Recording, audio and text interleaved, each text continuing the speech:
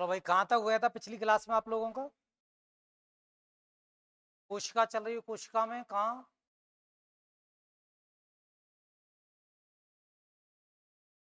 मतलब नॉर्मल बताया था आपको, जिसमें कोशिकांगों पे बात चलेगी, जो यूकैरियोटिक, क्योंकि प्रोकैरियोटिक में तो कोशिकांग है ही नहीं, एब्सेंट है कई कोशिकांग। लेकिन मेन रूप से जो कोशिकांग पाए जाते हैं वो किसमें पाए जाते हैं? यूकैरियोटिक कोशिका। यूकैरियोटिक कोशिका में कोशिकांग पाए जाते हैं, उस पर चर्चाएं चल रही थी। तो यूकैरियोटिक कोशिका में जो कोशिकांग पाए जाते हैं, इसमें हम लोग कोशिकांग जो मेन देखेंगे वो कौन सा है आपके? कोशिकांग है केंद्रक। कोशिकांग है आपके केंद्रक।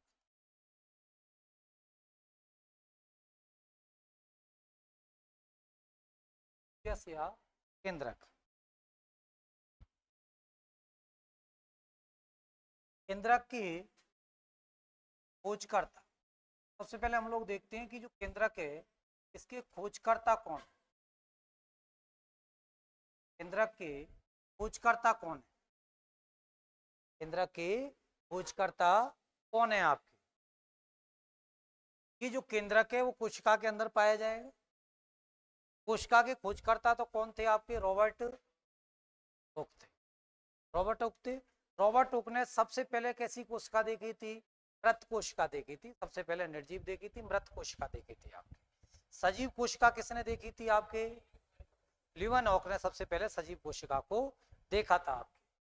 अब केंद्रक की जो खोजकर्ता यदि आपसे पूछे जाए केंद्रक के खोजकर्ता कौन है, केंद्रक के खोजकर्ता कौन है, तो आंसर क्या हो जाएगा आपके? Robert brown. केंद्रक के खोजकर्ता कौन है आपके? रॉबर्ट ब्राउन है। तो रॉबर्ट ब्राउन ने कब? 1831। रॉबर्ट ब्राउन ने 1831 में किसकी खोज की थी? केंद्रक की। यदि आपसे कहा जाए कि केंद्रक के खोजकर्ता, तो आंसर हो जाएगा रॉबर्ट ब्राउन। रॉबर्ट ब्राउन ने केंद्रक की खोज कब की है? तो 1831 में केंद्रक की खोज की। केंद्रक कोशिका की समस्त क्रियाओं पर क्या करता है? नियंत्रण।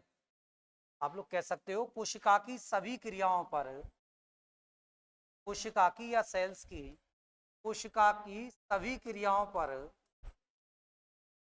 सभी क्रियाओं पर नियंत्रण। कोशिका की सभी क्रियाओं पर नियंत्रण। कोशिका की सभी क्रियाओं पर नियंत्रण रखता है कौन? केंद्रक। कोशिका की सभी क्रियाओं पर नियंत्रण रखता है केंद्रक। केंद्रक कोशिका की सभी क्रियाओं पर नियंत्रण रखता है। केंद्रक है जो, इस केंद्रक को कोशिका का क्या कहा जाता है? सीपीयू कहा जाता है। जैसे कंप्यूटर का सीपीयू होता है, उसी तरह से केंद्रक भी कोशिका का क्या है? एक सीपीयू है। सीपीयू की तरह भूमिका निभाता है। पूरा की पूरा कंट्रोलिंग कहाँ से रहती है? केंद्रक से रहती है। कोशिका में क्या क्रियाएं होनी है, ये कंट्रोलिंग कहाँ से होगी? सीधे सीधे केंद्रक से कंट्रोलिंग होती है। आपके केंद्रक से कंट्रोलिंग रहती है। यदि इस केंद्रक को आप लोग देखोगे तो इस तरह से तो केंद्रक है, केंद्रक एक दोहरी झिल्ली युक्त कोशिकांग होता है। केंद्रक है वो कैसी झिल्ली युक्त कोशिकांग है, तो आंसर क्या हो जाएगा? केंद्रक के चारों ओर दोहरी झिल्ली पाई जाती है।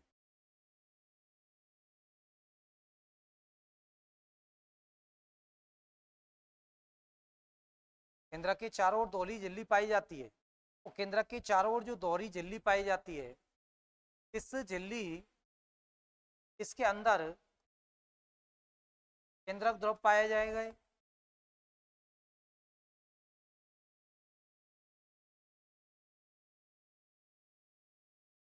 केंद्रक के अंदर केंद्रक द्रव होगा। तो इस केंद्रक द्रव में एक तो राइबोसोम पाए जाएंगे, इसके अलावा डीएनए पाया जाएगा, राइबोसोम पाया जाएगा, डीएनए पाया जाएगा। अब ये तो राइबोसोम पाए जाते हैं, तो केंद्रक के अंदर जो राइबोसोम होता है वो 70S प्रकार का क्या पाया जाता है? राइबोसोम पाया जाता है। 70S प्रकार का राइबोसोम पाया जाता है। इसके अलावा इसमें क्या पाए जाते हैं? गुणसूत्र पाए जाते हैं। इसमें क्या पाया जाएगा? आपके गुणसूत्र पाए जाते हैं,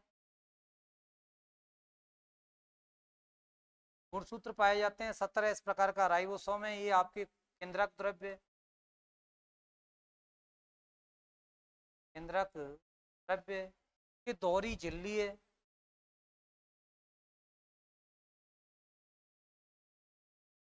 एक दोहरी झिल्ली युक्त कोशिकांग है जो केंद्रक है, वो केंद्रक एक दोहरी झिल्ली युक्त कोशिकांग है, केंद्रक द्रव है, गुणसूत्र है।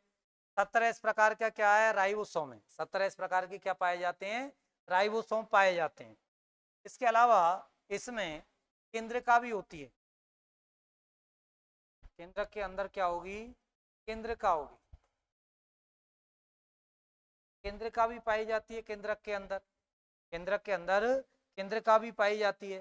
तो ये आप लोगों को ध्यान रखना है कि जो केंद्रक है, इस केंद्रिका होगी, इसके अंदर 17 इस प्रकार के राइबोसोम होंगे। इसके अलावा गुणसूत्र पाया जाएगा, केंद्रक द्रव होगा, दोहरी झिल्ली युक्त कोशिकांग होगा, ये दोहरी झिल्ली युक्त कोशिकांग है। तो इस तरह की स्थिति पाई जाती है। अब वैसे आप लोग देखोगे तो 17 राइबोसोम किसमें, कौन सी कोशिका में था, प्रोकैरियोटिक में। तो ये तो एक तरह से कोशिका के अंदर कोशिका हो गई, एक तरह से ऐसा हो गया, क्योंकि प्रोकैरियोटिक कोशिका में राइबोसोम कौन सा था, 17 टाइप का था। राइबोसोम दो टाइप के होते हैं, एक 17 इकाई और एक 80S। 17 एक कौन सी, 80S। 17 पाई जाती है किसमें, आपकी प्रोकैरियोटिक। 80S जो पाई जाती है वो पाई जाती है यूकैरियोटिक, यूकैरियोटिक जो जीव है उनमें पाई जाती है कौन सी, 80S पाई जाती है आप राइबोसोम में। तो इस केंद्रक के अंदर 17 इस प्रकार का राइबोसोम है। इसका मतलब केंद्रक प्रोकैरियोटिक में तो अनुपस्थित थी, केंद्रक झिल्ली थी नहीं, इसलिए स्पष्ट केंद्रक नहीं था। तो ये केंद्रक किस में होगा, यूकैरियोटिक में होगा। यूकैरियोटिक कोशिका में राइबोसोम 80S प्रकार का है, लेकिन उसके केंद्रक के अंदर कितना है, 17S प्रकार का है। 17S प्रकार का क्या पाया जाता है, राइबोसोम पाया जाता है। उसके बाद में बात आती है केंद्र का है, गुणसूत्र है, ये क्या भूमिका निभा रहे हैं, किस तरह से देखो। ये जो आपके गुणसूत्र है,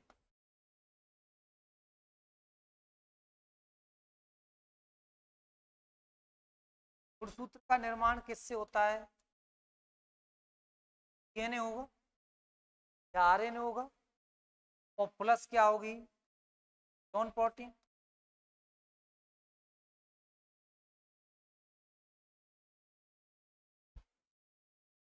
डीएनए या आरएनए प्लस क्या होगी, स्टोन प्रोटीन होगी आपके। डीएनए या आरएनए होगा प्लस क्या होगी आपकी, स्टोन प्रोटीन होगी।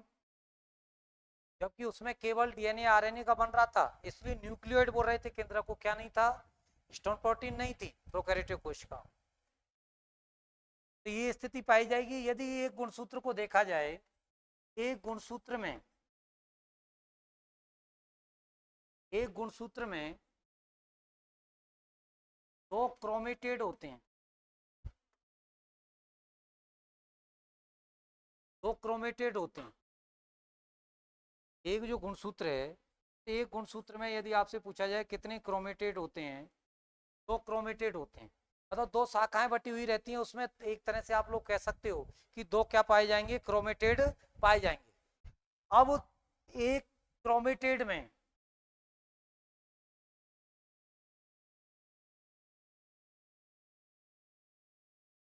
दो क्रमोनी मेटा पाए जाते हैं, दो क्रोमिनी मेटा पाए जाते हैं। तो यदि आपसे पूछा जाए एक गुणसूत्र में कितने क्रोमेटेट होते हैं, तो आंसर हो जाएगा दो। और एक क्रोमेटेट में कितने क्रोमिनीमेटा होते हैं, तो आंसर क्या हो जाएगा, दो क्रोमिनीमेटा पाए जाते हैं। और एक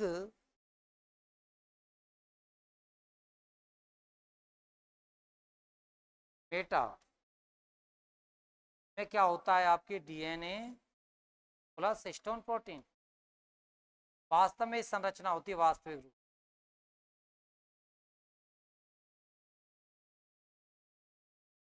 की स्थिति पाई जाती है। वास्तविक यदि देखा जाए, वास्तविक रूप से तो ये संरचना है आपके, एक गुणसूत्र में दो क्रोमेटेट होंगे, एक क्रोमेटेट में दो क्रोमिनीमेटा होंगे, एक क्रोमिनीमेटा में डीएनए होगा और क्या होगा, स्टोन, स्टोन प्रोटीन होगी। और डीएनए और हिस्टोन प्रोटीन से, इसलिए आप कह रहे हो गुणसूत्र किससे बन रहा है, डीएनए हिस्टोन प्रोटीन से।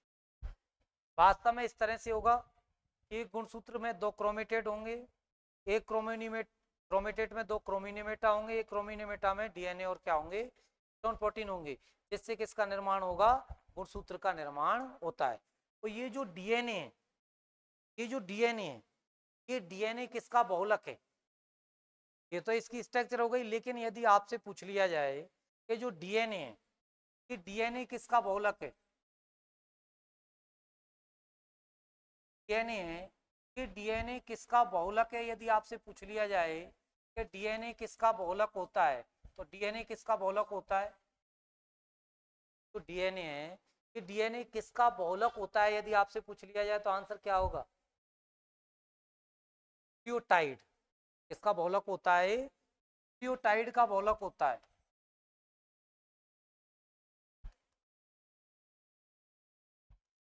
न्यूक्लियोटाइड्स का बहुलक होता है। एक आप लोग पढ़ते हो न्यूक्लियोसाइड,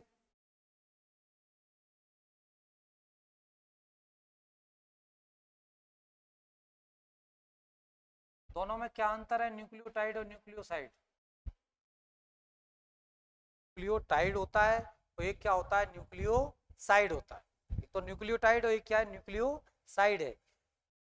ये जो डीएनए और आरएनए है वो किसके बहुलक होते हैं, न्यूक्लियोटाइड के होते हैं। लेकिन कई बार एग्जामों में आ चुका है कि न्यूक्लियोटाइड और न्यूक्लियोसाइड, कई बार तो इसका संगठन पूछ लेता है, कई बार उसका पूछ लेता है। दोनों में क्या अंतर है, देखो ये जो न्यूक्लियोटाइड है, इस न्यूक्लियोटाइड में कौन सी चीज होंगी, तो एक तो होगी आपके इस न्यूक्लियोटाइड में, एक तो होगी पेंटोज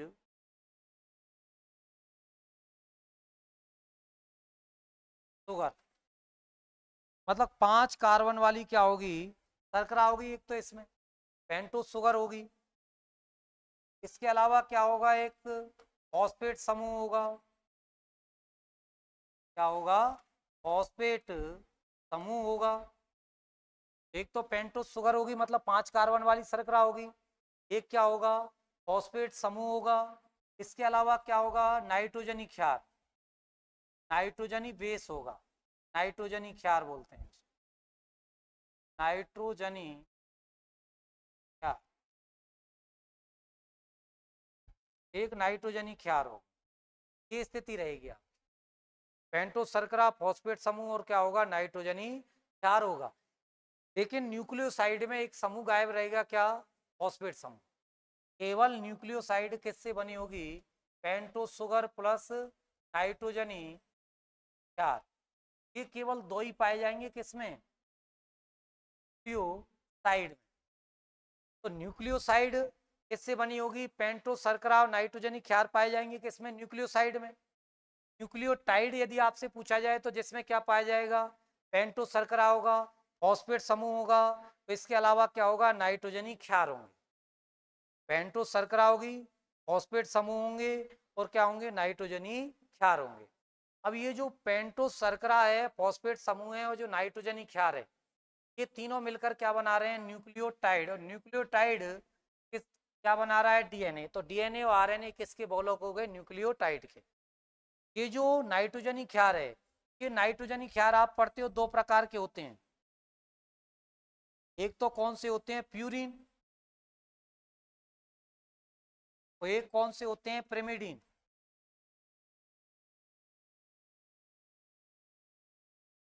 एक तो प्यूरिन होते हैं, तो एक कौन से होते हैं, प्रिमिडीन होते हैं। तो नाइट्रोजनी क्षार 2 प्रकार के होंगे, एक प्यूरिन और एक कौन सा, प्रिमिडीन। अब प्यूरिन और प्रिमिडीन को आप लोग देखोगे, नाइट्रोजनी क्षार 2 प्रकार के हैं, एक तो प्यूरिन है और एक कौन सा है आपके, प्रिमिडीन है, नाइट्रोजनी क्षार। अब ये जो प्यूरिन है,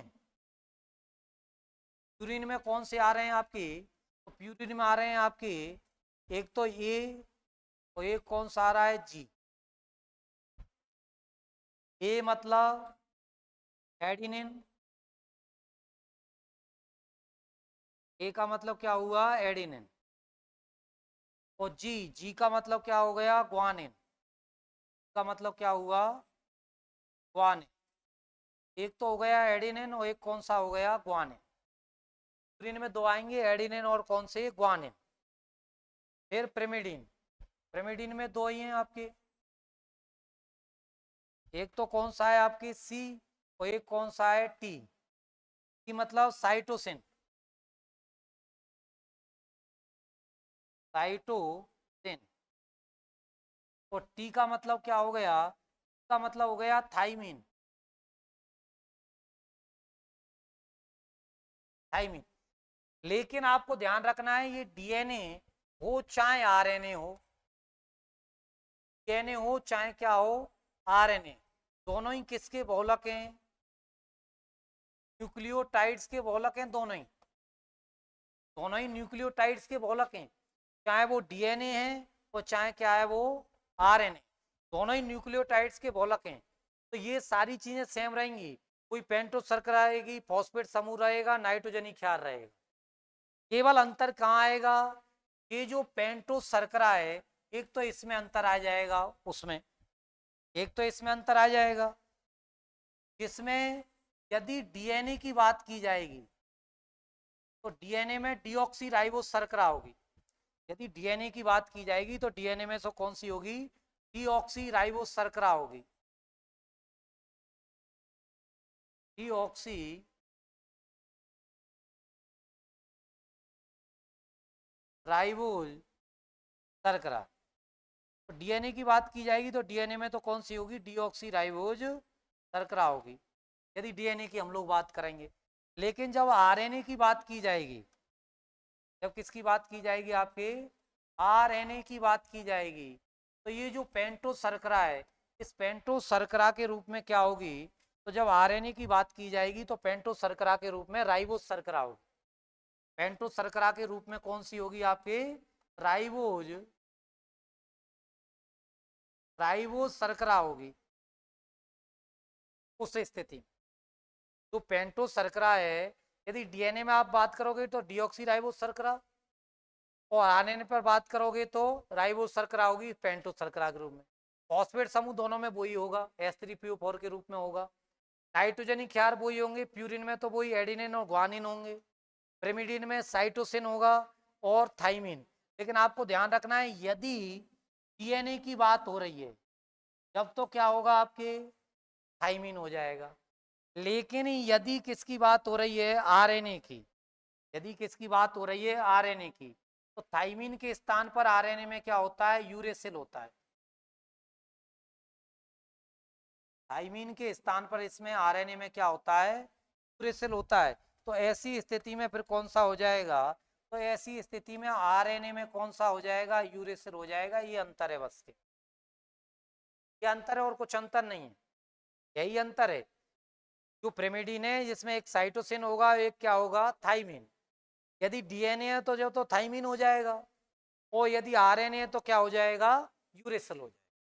आरएनए जब तो हो जाएगा यूरेसिल, और यदि डीएनए तो क्या हो जाएगा, थाइमिन हो जाएगा। डीएनए तो थाइमिन, आरएनए तो क्या हो जाएगा, यूरेसिल हो जाएगा। इस प्रकार से डीएनए की स्ट्रक्चर और आरएनए की स्ट्रक्चर डेवलप होगी। आप डीएनए और आरएनए की क्या होगी, स्ट्रक्चर डेवलप होगी। तो आरएनए और डीएनए किसके बहुलक हैं, इसका आंसर क्या हो जाएगा, न्यूक्लियोटाइड के बहुलक होते हैं। न्यूक्लियोसाइड में क्या नहीं पाया जाता है, फॉस्फेट समूह नहीं पाया जाता है, फॉस्फेट समूह नहीं पाया जाता है। अब डीएनए में ये जो फॉस्फेट समूह है इसको क्या कहा जाता है, बैकबोन कहा जाता है। एक तरह से हमारे अंदर जो रीढ़ की हड्डी है उसी तरह से डीएनए में फॉस्फेट जो समूह है वो कैसी भूमिका निभाता है, रीढ़ की हड्डी जैसी, मतलब बैकबोन जैसी भूमिका निभाता है, रीढ़ की हड्डी जैसी भूमिका निभाता है, बैकबोन जैसी भूमिका निभाता है। कौन, फॉस्फेट समूह, फॉस्फेट समूह बैकबोन जैसी भूमिका निभाता है इसमें। तो ये स्थिति रहती है आपकी किसकी, डीएनए और आरएनए, डीएनए और आरएनए की ये स्थिति रहती है। जल्दी आप लोगों ने डीएनए और आरएनए की स्थिति रहेगी। डीएनए बहुलक है किसका, न्यूक्लियोटाइड का, इसमें पेंटोस शुगर होगी, फॉस्फेट समूह होगा और क्या होगा, नाइट्रोजनी क्षार होंगे। पेंटोस शुगर में, डीएनए और आरएनए में यदि डीएनए की बात की जाएगी तो डीऑक्सी राइबोज होगा, आरएनए की बात की जाएगी तो राइबोस शर्करा होगी। नाइट्रोजनी क्षार दो होंगे, एक प्यूरिन और एक कौन सा होगा, प्रिमिडिन होगा। प्यूरिन में एडिनिन होगा और ग्वानिन होगा, प्रिमिडिन में साइटोसिन होगा और थाइमिन, आरएनए की बात करेंगे तो यूरेसिल होगा। आरएनए की बात करेंगे तो यूरेसिल होगा। अब ये जो नाइट्रोजनी क्षार हैं, एक तरह से आप लोग कह सकते हो कि जो फॉस्फेट समूह है, ये जो फॉस्फेट समूह है तो वो तो बैकबोन की तरह कार्य करता है। ये जो फॉस्फेट समूह है, ये फॉस्फेट समूह H3PO4 है, फॉस्फेट समूह है। ये फॉस्फेट समूह कैसा कार्य करता है? बैकबोन की तरह कार्य करता है। बैकबोन की तरह कार्य करता है। जैसे हमारे रीढ़ की हड्डी कार्य करती है, उसी तरह से डीएनए में एक इसकी भूमिका निभाता है, एक बैकबोन की भूमिका में पाया जाता है, या एक बैकबोन की भूमिका निभाता है कौन सा? फॉस्फेट समूह। बाकी आप लोगों को ध्यान रखना है, जो एडिनिन है, जो एडिनिन है वो डबल बॉन्ड द्वारा, डबल बॉन्ड द्वारा किससे जुड़ी रहेगी? थाइमिन से जुड़ी रहेगी। और जब ये तो किस में हो गई? जब किसकी आप बात करो? डीएनए की। जब आरएनए की बात करेंगे तो डबल बॉन्ड से किससे जुड़ी रहेगी? पूरे सेल से जुड़ेगी रहेगी। जब आप लोग किसकी बात करेंगे? आरएनए की बात करेंगे। एडिनिन डबल बॉन्ड से थाइमिन से जुड़ी रहती है डीएनए की बात करेंगे तो। और यदि एडिनिन डबल बॉन्ड यूरेसिल रहता है आरएनए की आप बात करोगे तो। इधर यदि आप लोग बात करो और क्या पाया जाता है? सी ट्रिपल बॉन्ड जी पाया जाता है, चाहे आप आरएनए की बात करो चाहे डीएनए की। साइटोसिन ग्वानिन के मध्य में कौन सा बॉन्ड होता है? ट्रिपल बॉन्ड होता है। साइटोसिन और ग्वानिन के मध्य में कौन सा बॉन्ड होगा? तो आंसर क्या होगा? ट्रिपल बॉन्ड पाया जाता है। एडिनिन और थाइमिन के मध्य में डबल बॉन्ड है। एडिनिन और यूरेसिल के मध्य में डबल बॉन्ड है। एडिनिन और यूरेसिल के मध्य में कौन सा है? Double bond. साइटोसिन और ग्वानिन के मध्य में ट्रिपल बॉन्ड है। कौन सा है? ट्रिपल बॉन्ड है आपकी। तो इस तरह से बंद पाए जाते हैं, ये डीएनए और आरएनए की स्थिति रहती है। बाकी तो हम लोग मॉडल पढ़ेंगे इसका, डीएनए मॉडल अलग पढ़ेंगे, आरएनए मॉडल अलग पढ़ेंगे, तो इनके मॉडल भी पढ़ेंगे हम लोग। अब उसके बाद आप लोग देखोगे कि जो डीएनए और आरएनए, इस डीएनए के ऊपर क्या पाया जाएगा? जीन। छोटी छोटी संरचना पाई जाती है इन गुणसूत्रों के ऊपर, जिनको क्या कहा जाता है? जीन कहा जाता है। जीन कहा जाता है। गुणसूत्र के बारे में जो बताया था वो किसने बताया था? स्टांसबर्गर ने। और गुणसूत्र नाम दिया था बाल्डियर ने। गुणसूत्र के बारे में जो बताया था, खोजकर्ता है गुणसूत्र के, वो स्टांसबर्गर है।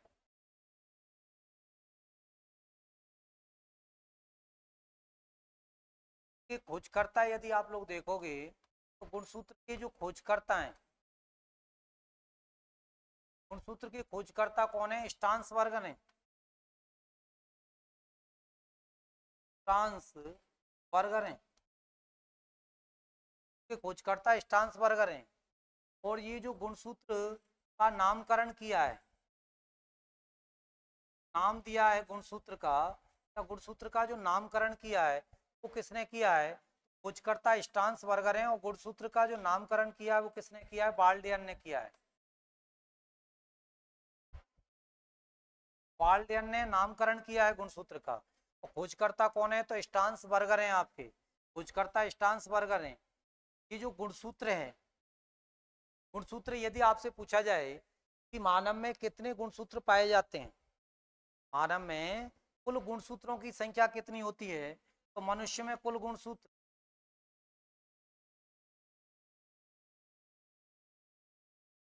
कुल गुणसूत्र मनुष्य में यदि आप लोग देखोगे तो मनुष्य में कुल गुणसूत्र कितने पाए जाते हैं? तो मनुष्य में कुल कितने गुणसूत्र पाए जाते हैं? तो मनुष्य में कुल कितने होते हैं आपके? 40 गुणसूत्र पाए जाते हैं। 40 पाए जाते हैं, मतलब 23 जोड़ी। 40 का मतलब कितना हो गया आपके? 23 जोड़ी हो गया। कितने पाए जाते हैं? 23 जोड़ी पाए जाते हैं। इसमें से ये दो भागों में बटे हुए होते हैं। एक तो होते हैं कायिक, या जिन गुणसूत्रों को आप लोग क्या कहते हैं? दैहिक गुणसूत्र कहते हैं। तो ये कायिक गुणसूत्र या दैहिक गुणसूत्र कितने होते हैं? 44। 44 होते हैं। 44 गुणसूत्र होते हैं, या आप लोग कहोगे 22 जोड़ी। प्रथम जो स्टार्टिंग की जो 22 जोड़ी हैं, स्टार्टिंग की जो 22 जोड़ियां 1 से लेकर 22 तक, ये जोड़ियां कैसी होती हैं? कायिक या देह गुणसूत्रों की होती हैं। बाकी दूसरे होते हैं आपके लिंगी गुणसूत्र।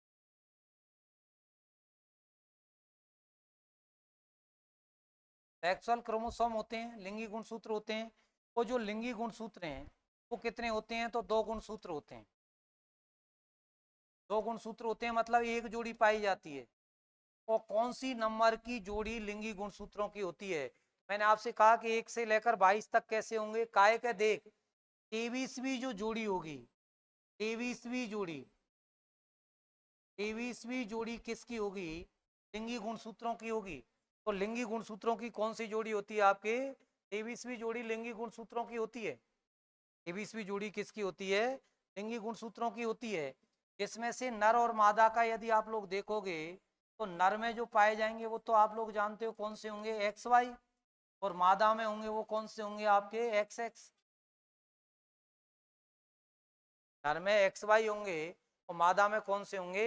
एक्स एक्स होंगे। तो 23वीं जोड़ी में लिंगी गुणसूत्र पाए जाते हैं। नर में एक्स वाई होंगे और मादा में एक्स एक्स गुणसूत्र पाए जाते हैं। एक जोड़ी होगी तो 23वीं जोड़ी लिंगी गुणसूत्रों की पाई जाएगी, ऐसा आप लोग कह सकते हो कि 23वीं जोड़ी लिंगी गुणसूत्रों की पाई जाएगी। तो ये देह या कायिक गुणसूत्रों की स्थिति है। कायिक या देह गुणसूत्रों की स्थिति है। इन गुणसूत्रों के ऊपर आप लोग देखोगे, इन गुणसूत्रों के ऊपर एक संरचना पाई जाती है।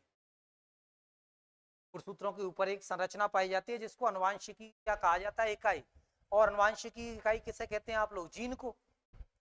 जो अनुवांशिकी की आप लोग इकाई कहते हैं, किसको कहा जाता है? यदि आपसे कहा जाए कि अनुवांशिकी इकाई किसे कहा जाता है तो आंसर क्या हो जाएगा? जीन।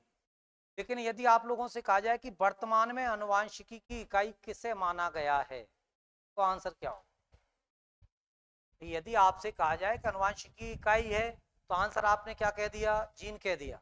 लेकिन मैंने क्वेश्चन को चेंज करके आपसे पूछा कि वर्तमान में अनुवांशिकी की इकाई किसे माना गया है? वर्तमान में अनुवांशिकी इकाई किसे कहते हैं? किसको कहते हैं? हाँ, वर्तमान में अनुवांशिकी इकाई किसे कहा जाता है? नहीं मालूम? वर्तमान में जीन को अनुवांशिकी इकाई नहीं माना जाता है। यदि क्वेश्चन में आ जाए कि वर्तमान में अनुवांशिकी इकाई किसे माना जाता है तो आंसर क्या हो? है? क्या कह रहे हो? देखो आगे देखें, कोई बात नहीं, आगे जो जीन है, इन गुणसूत्रों पर क्या पाए जाएंगे? जीन पाए जाएंगे। तो इस जीन को आप लोग क्या कहते हो? अनुवांशिकी की इकाई। अनुवांशिकी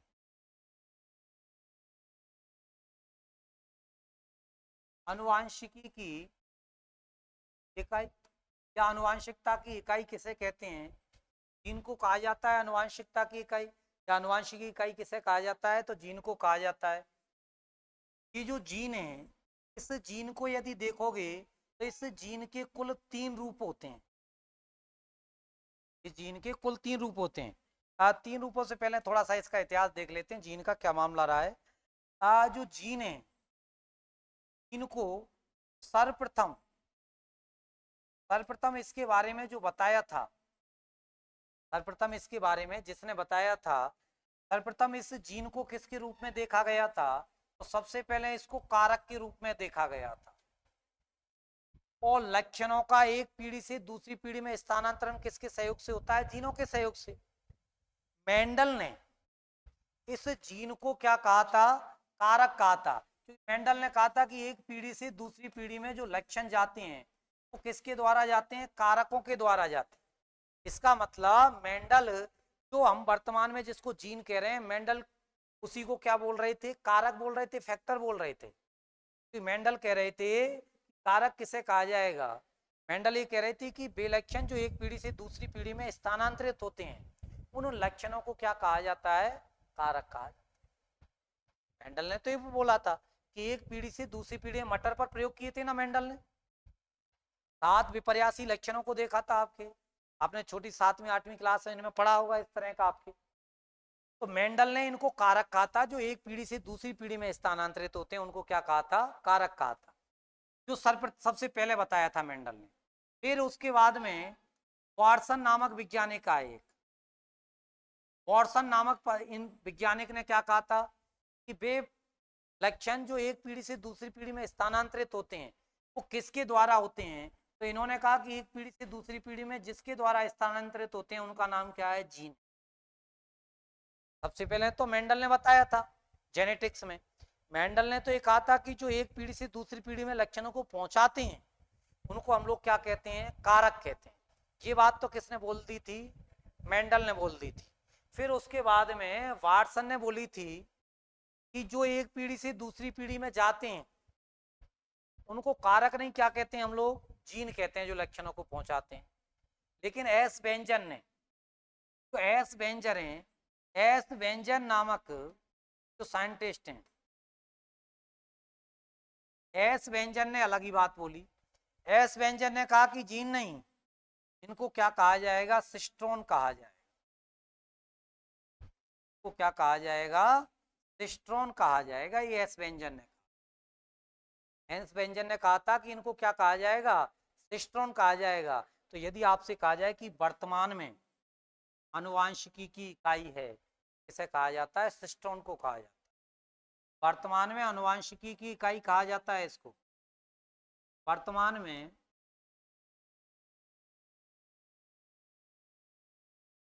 आनुवांशिकी, वर्तमान में आनुवांशिकी की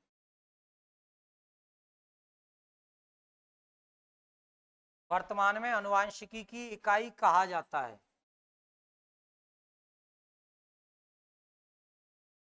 तो यदि आपसे कहा जाए कि वर्तमान में आनुवांशिकी की इकाई किसे कहा जाता है तो आंसर क्या हो जाएगा, सिस्ट्रोन को वर्तमान में आनुवांशिकी क्या कहा जाता है, इकाई कहा। तो सिस्ट्रोन को वर्तमान में आनुवांशिकी की इकाई कहा जाता है। और इस प्रकार जो एक पीढ़ी से दूसरी पीढ़ी में लक्षणों को पहुंचाते हैं उनको एस व्यंजन ने क्या कह दिया है, सिस्ट्रोन कह दिया है। लेकिन सिस्ट्रोन है क्या, मामला ये है, किस आधार पर कहा है और क्या मामला है, उस पर हम लोग बात करते हैं। तो यदि आपसे वर्तमान में वैसे पूछा जाए कि आनुवांशिकी इकाई है जब, तो आंसर क्या टिक करके आना है आपको, जीनी टिक करके आना है।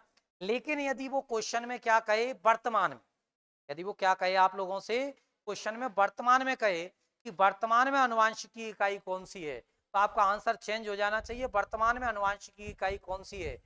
तो आंसर क्या हो जाएगा, सिस्ट्रोन वर्तमान में आनुवांशिकी क्या है, इकाई है। तो वर्तमान में आनुवांशिकी इकाई कौन हो गई, सिस्ट्रोन हो गई। ये ऐसे क्वेश्चन है कि जब भी एग्जाम में आते हैं तो हर व्यक्ति टच नहीं कर पाता है इन क्वेश्चन। आम रूप से स्टूडेंट पढ़कर यही जाता है कि आनुवांशिक इकाई क्या है, जीन।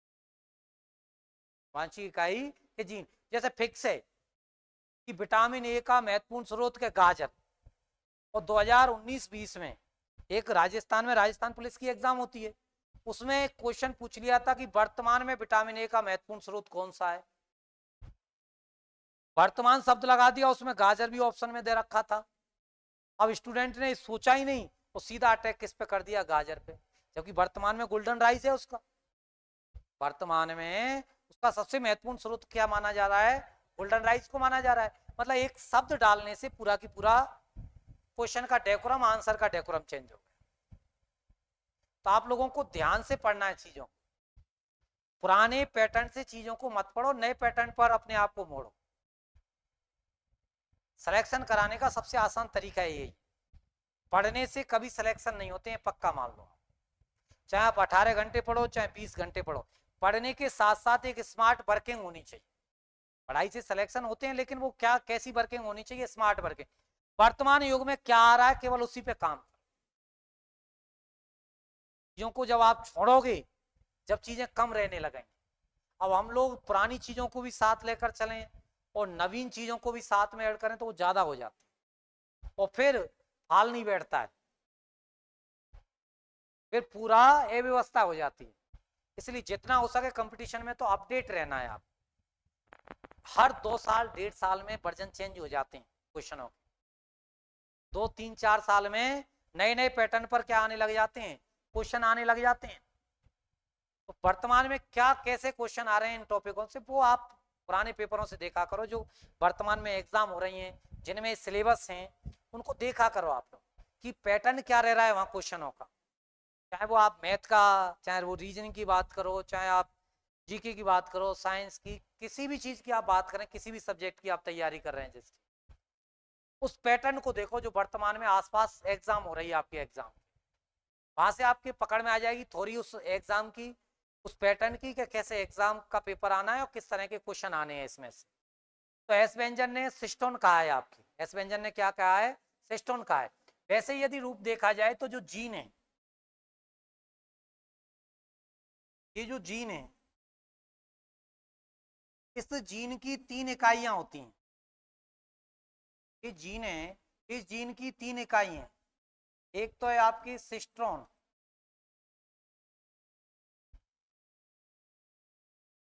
एक है रिकॉन और एक है म्यूटॉन। सिस्टोन, रिकॉन और कौन सी, म्यूटॉन। ये 3 इकाइयां होती हैं आपकी,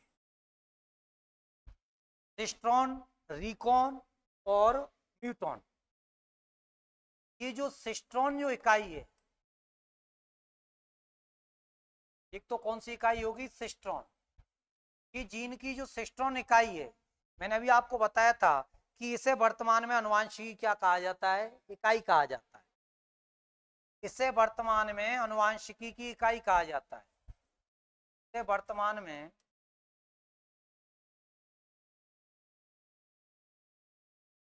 अनुवांशिकी की अनुवांशिकी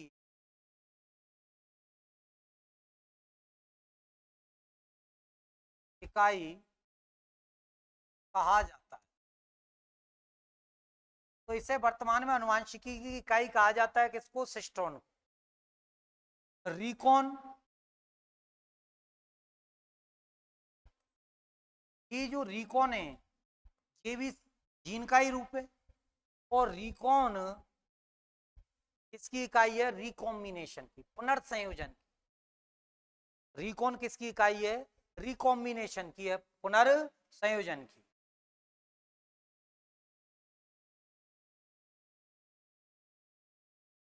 रिकॉम्बिनेशन, पुनर्संयोजन।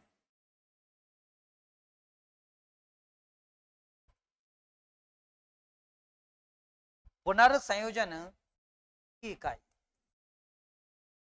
तो रिकॉम्बिनेशन की इकाई माना जाता है किसको, रिकॉन को। और जो म्यूटॉन है,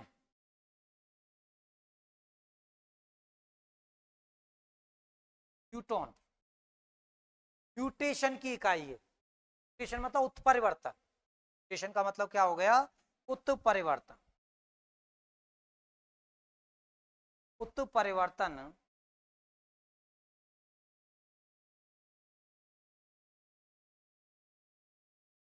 म्यूटेशन की इकाई है, उत्परिवर्तन की इकाई है, म्यूटेशन की इकाई है। ये किसकी इकाई है, म्यूटेशन।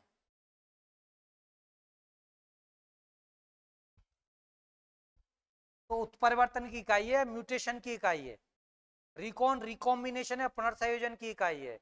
सिस्ट्रॉन वर्तमान में अनुवांशिकी की इकाई।